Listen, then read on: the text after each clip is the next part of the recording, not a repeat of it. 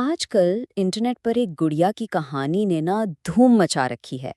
ये देखने में तो बहुत प्यारी और मासूम सी गुड़िया है, लेकिन इससे जुड़ी कहानियां वो बेहद खौफनाक हैं। तो क्या वाकई एक खिलौना इतना खतरनाक हो सकता है?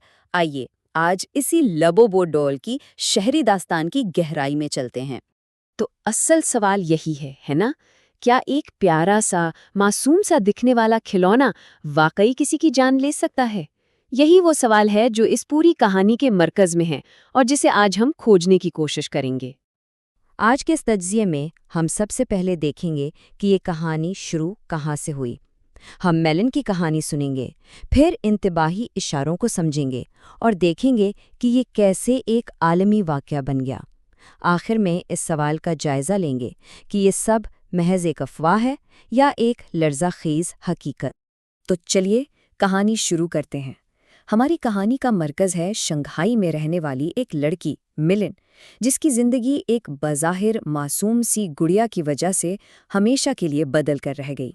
मिलिन एक बहुत ही नेक दिल लड़की थी जो खिलौनों की दुकान में काम करती थी और उसे गुड़ियों से बहुत ज़्यादा लगाव था।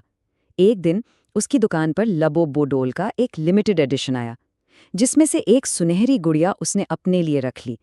उसे क्या मालूम था कि ये मासूम सी खुशी जल्द ही एक भयानक ख्वाब में बदल जाएगी। अब देखें, इस गुड़िया के ना दो चेहरे थे। एक तो वो जो नजर आता था, सुनहरी रंग, नीली आंखें और एक बहुत ही प्यारी सी मुस्कुराहट। लेकिन इसका असली चेहरा वो था एकदम उलट, एक खौफनाक, हंसी, खूनी और शैतानी।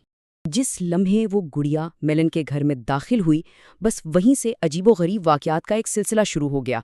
ये ऐसे इशारे थे जो चीख चीख कर कह रहे थे कि कुछ बहुत बहुत गलत होने वाला है और अब जिंदगी पहले जैसी नहीं रहेगी। सबसे पहले तो उसका पालतू कुत्ता बाओ इस गुड़िया को देखकर पागलों की तरह डरने और भौंकने लगा। फिर अचानक बिना किसी वजह के मेलन को अपने काम की जगह पर इतना शदीद गुस्सा आया कि उसे नौकरी से ही निकाल दिया गया। और फिर उसे वो खौफनाक ख्वाब आया, एक लाल रंग की बड़े बड़े पंजों वाली मखलूक का ख्वाब, जो आने वाले तूफान का पहला इशारा था। यहाँ आप देखें कि हालात कितनी तेजी से बिगड़े। पहले दिन गुड़िया घर आई और कुत्ता डर गया। दूसरी रात वो भयानक ख्वाब आया और सुबह उठकर देखा तो गुड़िया शेल्फ पर नहीं बल्कि उसके बिस्तर पर थी। और सिर्फ तीसरे दिन उसका प्यारा कुत्ता बाओ बेदर्दी से मरा हुआ मिला। अपने प्यारे कुत्ते की लाश को देखकर मेलन के पैरों तले से जमीन निकल गई। उसे आखिरकार वो खौफनाक सच्चाई समझ आ गई थी। ये कोई आम गुड़िया नहीं थी, ये कोई शैतानी चीज थी जो उसकी जिंदगी तबाह करने आई थी।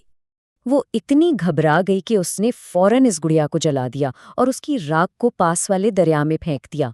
उसे लगा कि चलो ये भयानक सपना खत्म हुआ। लेकिन क्या वाकई खत्म हुआ था? अब कहानी सिर्फ मिलन की नहीं रही। जब उसने थोड़ी तहकीक की तो उसे पता चला कि वो अकेली नहीं है। दुनिया भर में लोग इसी तरह के खौफनाक तजर्बात से गुजर रहे थे। पूरी दुनिया से लोग बता रहे थे कि उनकी लबूबो डॉल्स ने उन्हें काटा है। कुछ की नौकरियां चली गईं, कुछ लोग अजीब बीमारियों का शिकार हो गए और कुछ के तो पालतू जानवर या करीबी रिश्तेदार भी मर गए, बिल्कुल वैसे ही जैसे मिलन के साथ हुआ था।